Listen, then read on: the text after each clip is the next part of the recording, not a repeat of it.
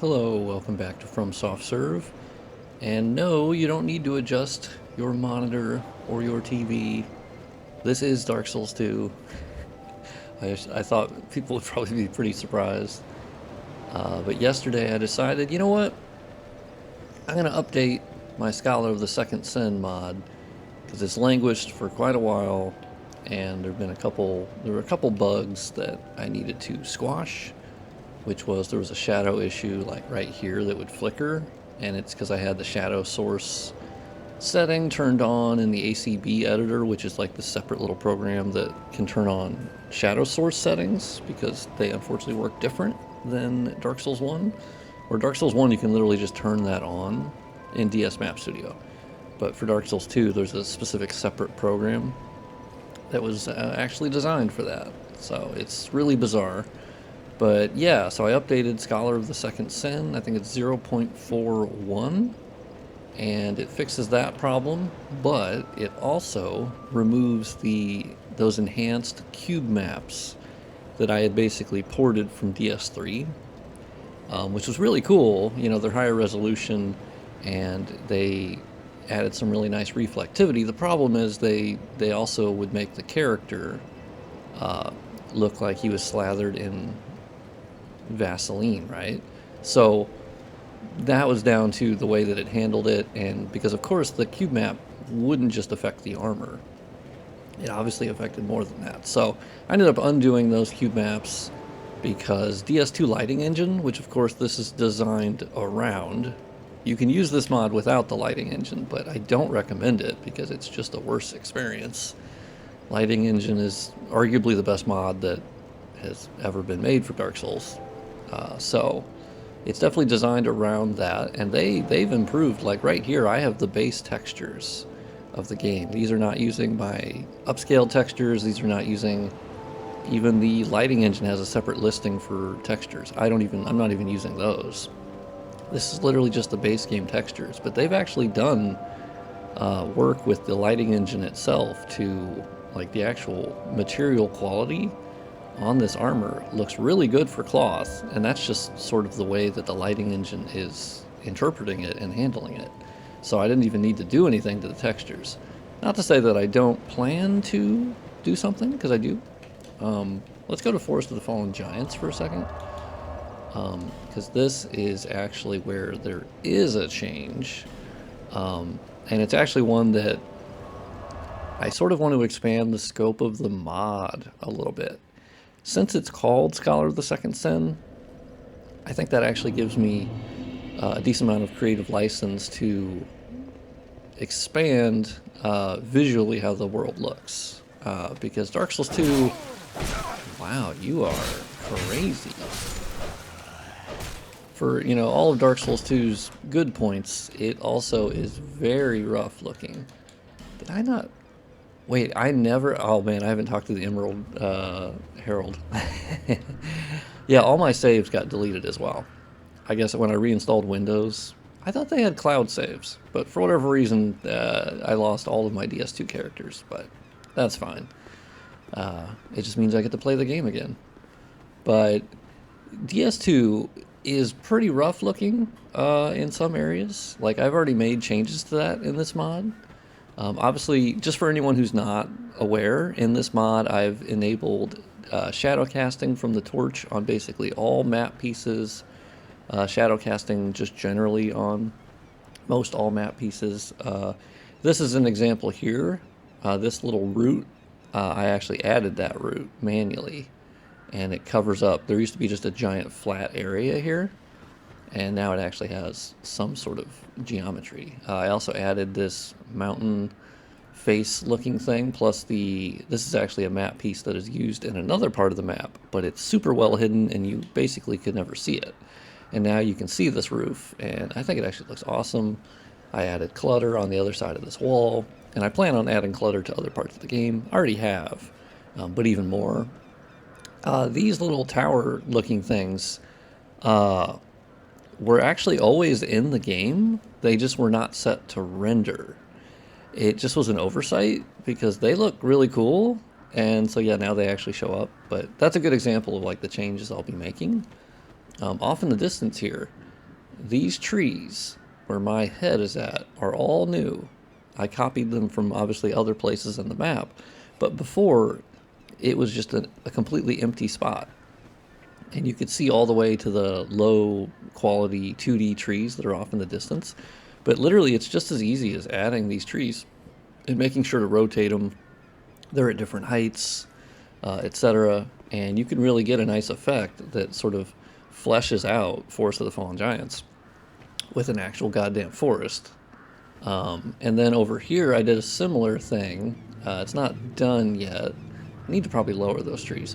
But so I added trees here, the better quality ones, because what they had before was actually a glitch that I meant to fix, or just a visual error.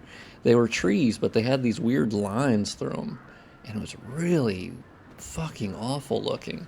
But at the time, I didn't know how to fix that. I've learned a lot with DS1 modding, and so I was easily able to grab that map piece that had the trees on it, use Fiverr Editor to edit the actual model file, delete those 2D. Literally, they were like fucking PNGs. I'm not even kidding. They were not geometric in any way. They were literally 2D and then faced at the player, essentially. And so I fixed that. I deleted those and added these trees, which are so much better. But I'm probably going to like put them up or down. And not to mention the actual map piece they're connected to never actually made a lot of sense because it's sort of just a big solid block of stone. So how the tree is growing out of that, I don't know, but you know, I'll get to that later, I'm sure. But those are examples of changes I want to make to the game, where I can take creative license and flesh out with objects and respecting the instance limit that Dark Souls 2 has, where if you put too many instances in a map, it will start deleting NPCs and enemies. They will just despawn. And luckily I can see the guy walking down there, so it seems as though I have not done that yet, which is great. But I was adding grass to this area months ago, and that's what would happen every once in a while. So that's an example of things that I want to change, and thus far I have. Like these new trees are in the new version that just got released. But there's actually another change that I plan on doing, because obviously this mod was also about adding light sources. Like in here, you know, there was not a point light for this torch, and so I manually added one. Now you can do that in DS2 lighting engine itself.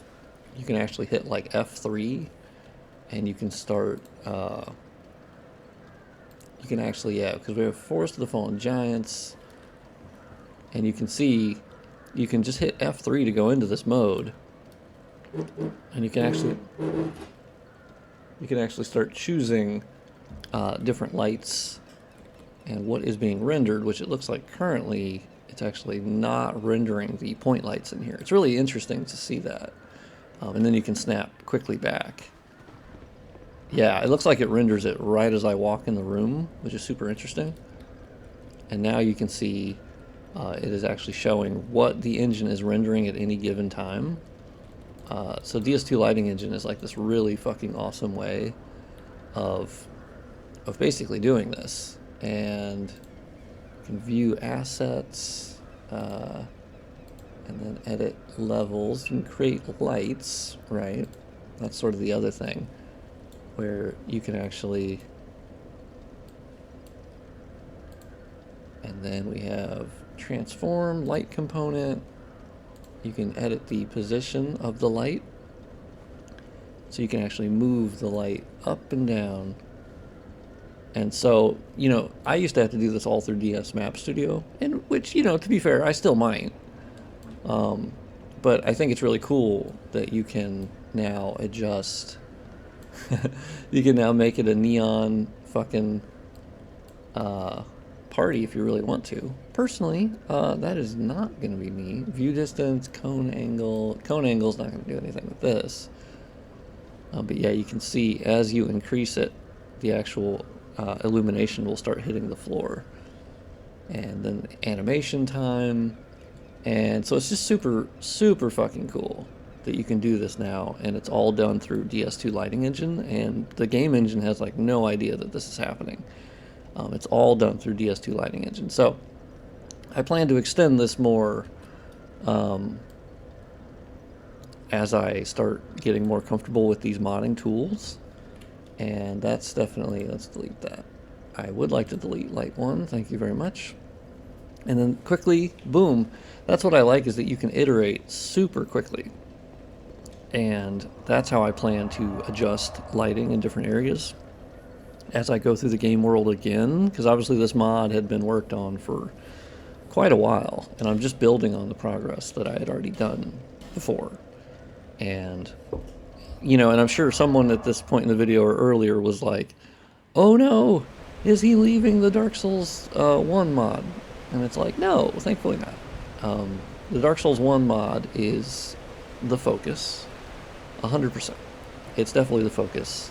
But to keep my Souls modding brain, you know, fresh, it's really helpful for me to jump to a different game and sort of, I don't know, I can sort of, I don't know, my creativity comes back a little bit more, and I learn something from this different game, and then I go back to working on the other project. And so I'm probably going to just balance it between certain days, but most of the work is still going to be done on the DS1 mod, because I still feel like I'm in a hot streak with that mod, right? Up here is a good example of, like, it's just super barren looking, and I could improve that with more trees and just general foliage. But once again, I don't want to hit the the actual foliage or the instance limit, and let me tell you, that will happen. So the other thing, and this is something I did really late at night, and I was sharing it with Trivia, who is another Dark Souls modder, but they're working on their own Dark Souls 2 mod. And I was like, this has been on our list to fix. So if you remember, this stream right here is one of the ugliest things in Dark Souls 2. But what you're seeing here is a massive improvement. And mostly it's an early test. So what I did is I grabbed the model file for this water, which is, I believe, Fiverr M0200. That's what this stream is. So I was like, okay, cool. So that's 200. And then I actually found in Forest of the Fallen Giants, if you'll remember, there's the ocean part of it, right? Where you can look out on that giant body of water. So I checked out what the model file was for the ocean, which was 0091. And so I found that model file. I opened it with the old Fiverr editor, and I grabbed the material JSON. So basically all of the textures and materials, like how it's handled. And I copied that JSON, went back to the stream model file, which is 200, and I actually just copied that. It's a DS1 trick that I've done a lot. And I was wondering, is this going to work in DS2? Well, wouldn't you know, it 100% works. And now the water has absolutely gorgeous surface detail, reflections, and how the light hits it. There's more modifications I can be doing, because obviously it's a very slow, not necessarily stream looking, but I actually kind of like the slow nature of it. I'm pretty sure I'll be able to affect the speed of the waves, maybe. It's also the way that it's having waves when, you know, obviously it'd be a stream, but regardless, it looked like absolute ass before, and this is just like an absolute giant improvement.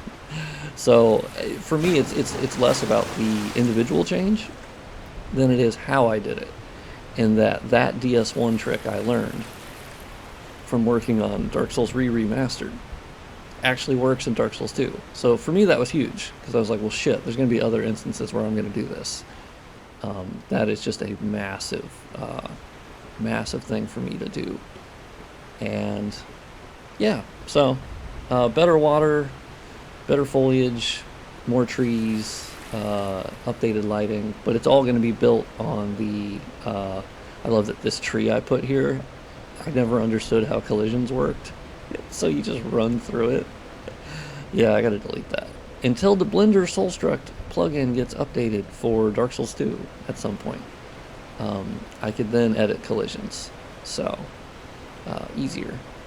And then that opens up a whole lot of other possibilities, like new levels and editing current levels. But from what I can do now, I still have a ton on my plate I can do, and it's all built on the progress that I've already done with this mod, which is bonfire shadows, shadowing of grass, shadowing of a shit ton of things, better draw distance, better LODs, new geometry, better lighting, just ungodly amounts of things that I had already done with the mod.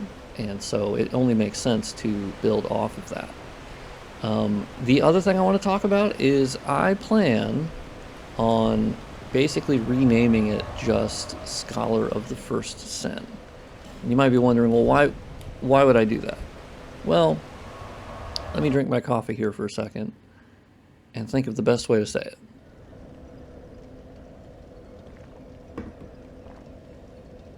Oh my god, that was worth it.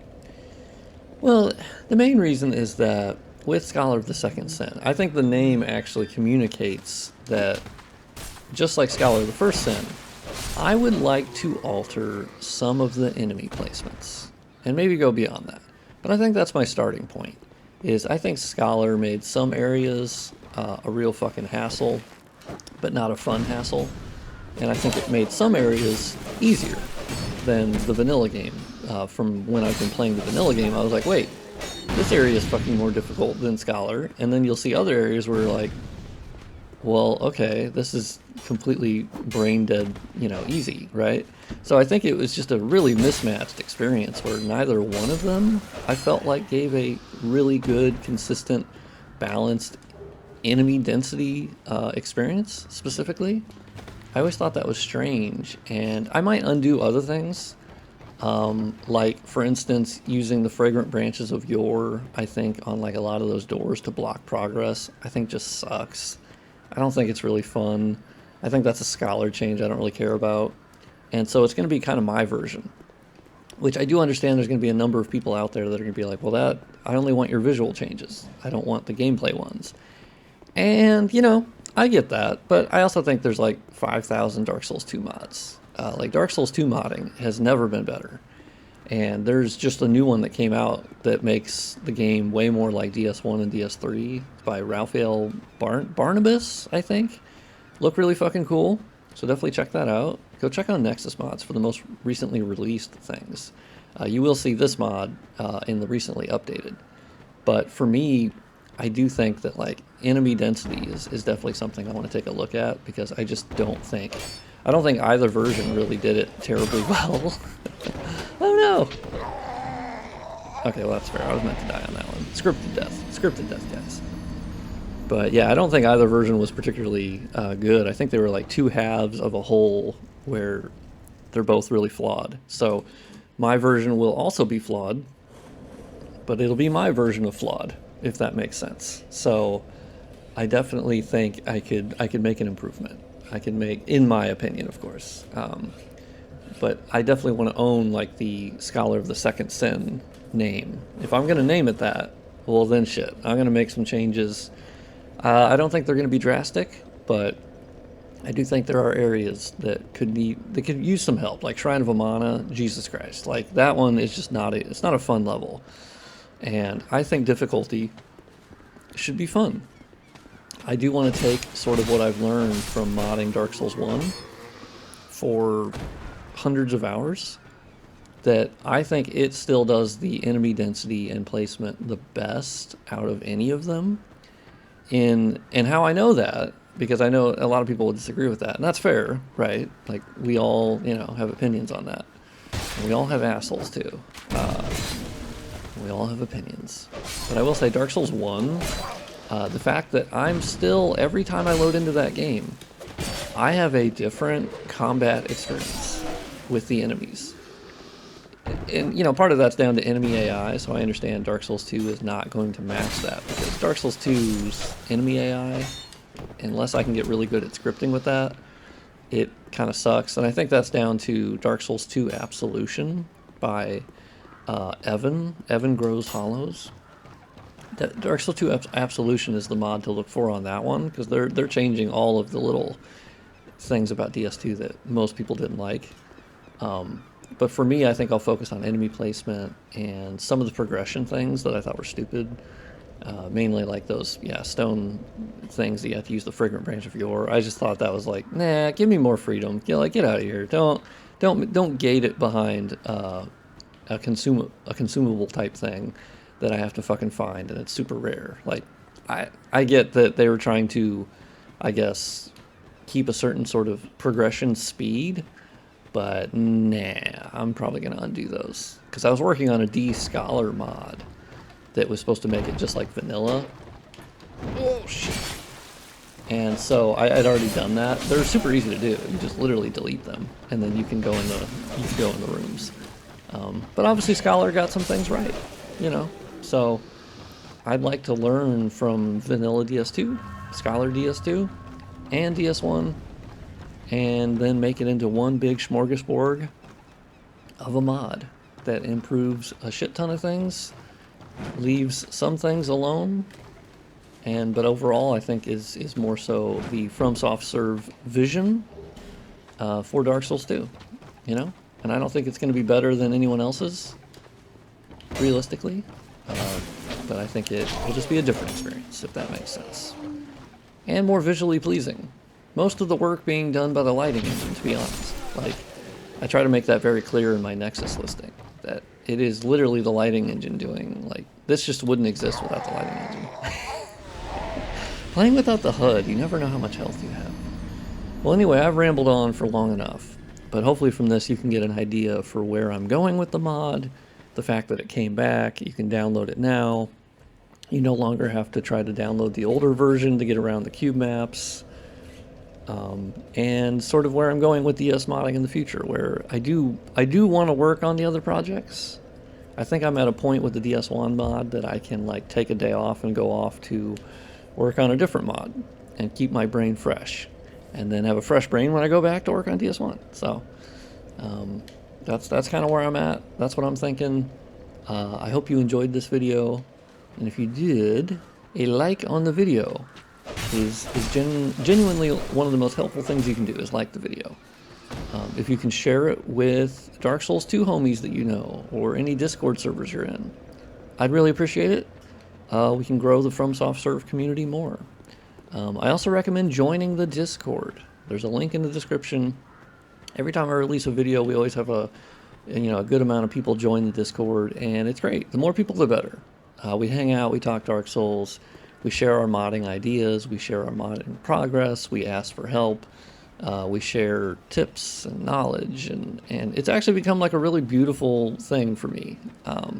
It's kind of been one of the things I'm most proud of. Is I'm a proud Souls modding papa, where when I see people join the server because they're like, oh, I was watching your videos and I was inspired to start modding Dark Souls, and then they go, I have an idea for a Dark Souls mod, and then they start working on it, and then they start showing progress from the mod. Like, for me, there's just nothing that I think makes me happier than that.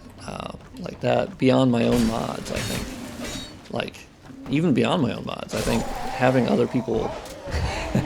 oh, I'm just gonna die. Having other people get inspired to create their own mods and start, like, I don't think there's anything better I can do. Like, I think that's the highest level for me personally.